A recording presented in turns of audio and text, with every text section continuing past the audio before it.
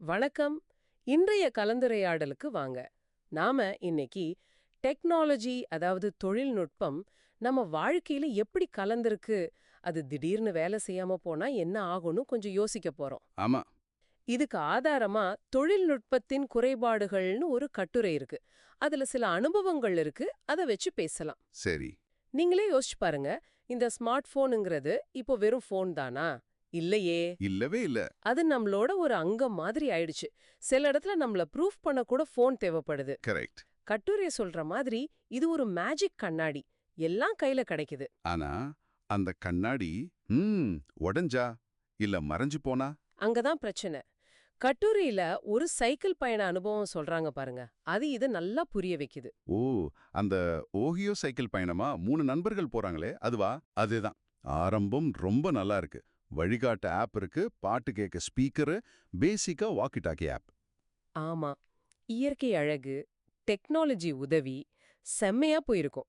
மலை, ஆறு, பச்சை பசேல்னு. ஆரம்பத்துல அந்த வசதி, அந்த கனெக்டிவிட்டி இருக்குல்ல, அது நம்மள மயக்கிறோம். எல்லாம் கண்ட்ரோல்ல இருக்கிற மாதிரி தோணும். ம். உண்மைதான்.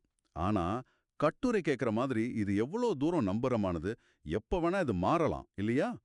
நிச்சயமா. அந்த பயணத்திலேயே ஒரு பெரிய மலையேத்தம் வருது. ம். நான் கொஞ்சம் கஷ்டப்பட்டு அந்த ஒன் கியர்ல ஏறி முதல்ல போயிடுறேன். கீழ நண்பர்கள் வர்றத பார்த்துட்டு சைகை காட்டிட்டு இறக்கத்துல வெயிட் பண்றேன்னு சொல்லிட்டு ஆப் வழிய நம்பி வேகமா இறங்கிடுறேன். சரி. அந்த இறக்கம் அப்பப்பா, செம ஸ்பீடு, செம ஜாலி. ஆனா இங்க தான் விஷயம் மாறுது. மலைக்கு கீழ பாதை 2ஆ பிரியுது. ஆமா. நீங்க ஆப் சொன்ன வழியில போயிடுறீங்க, போய் நிக்கிறீங்க, ஆனா சிக்னல் போயிடுச்சு. புரியுது. இந்த மாதிரி நேவிகேஷன் தப்பாகிறது சிட்டில கூட நடக்கும். ஆனா இந்த மாதிரி ஆள் இல்லாத இடத்துல அதோட விளைவு பயங்கரமா இருக்கும்னு கட்டுரை சொல்லுது. நான் பாட்டுக்கு காத்துக்கிட்டே இருக்கேன். 1 நிமிஷம், 2 நிமிஷம், 20 நிமிஷத்துக்கு மேல ஆயிடுச்சு. நண்பர்கள காணோம். டென்ஷனா இருக்கும். பயங்கரமா எங்க சிக்னல் கிடைக்கும்னு கொஞ்சம் நடந்து பாக்குறேன். அப்போ ஒரு செகண்ட் கனெக்ட் ஆகுது. பேசினா அவங்க ஆஃப் வேற ரூட்ட காட்டியிருக்கு. அப்படியா? ஆமா, அவங்க தப்பான வழியில பல மைல் போயிட்டாங்கன்னு தெரியுது. அதுக்குள்ள மறுபடியும் கட் ஆயிடுச்சு. மேப் லோட் ஆகவே இல்ல.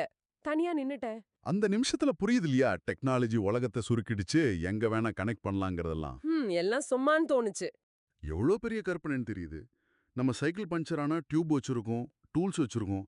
ஆனா சிக்னல் போனா, ஆஃப் தப்பா சொன்னா, அதுக்கு நாம தயாரா இருக்கோமா? அதுதானே கட்டுரை அதுதானே கேக்குது. இந்த டெக்னிக்கல் பிரச்சனைக்கு நாம தயாரா இருக்கோமான்னு. கண்டிப்பா இல்ல. அப்பதான் தோணுச்சு, அடடா, ஒரு பேப்பர் மேப்பு, ஒரு காம்பஸ் எடுத்துட்டு வந்திருக்கலாமேன்னு. அதை விட முக்கியமா நண்பர்களோடவே இருந்திருக்கணும். ஆமா. அந்த கண்ணுக்கு தெரியாத சிக்னல குருடுதனமா நம்பிட்டேன். சுத்தி ஒரு ஆள் நடமாட்டமே இல்ல.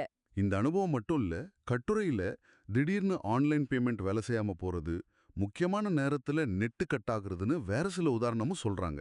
எல்லாமே உண்மைதான். டெக்னாலஜியை நாம ரொம்ப சார்ந்திருக்கோம். கரெக்ட். அதுல இருக்கிற ஆபத்து அது. கடைசியா இருட்ட ஆரம்பிக்கும் போது தனியா நிக்கிறப்போ கிடைச்ச பாடம் இதுதான். டெக்னாலஜி ரொம்ப பவர்ஃபுல் தான், யூஸ்ஃபுல் தான். ஆனா அது 100க்கு 100 நம்பிக்கை கிடையாது. நிச்சயமா கிடையாது.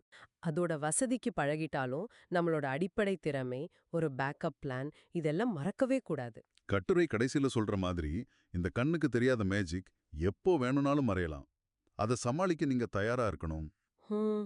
இந்த கேள்வி அந்த சைக்கிள் ஓட்டுநருக்கு மட்டும் இல்ல, நமக்கும் தான், உங்களுக்கும் தான்.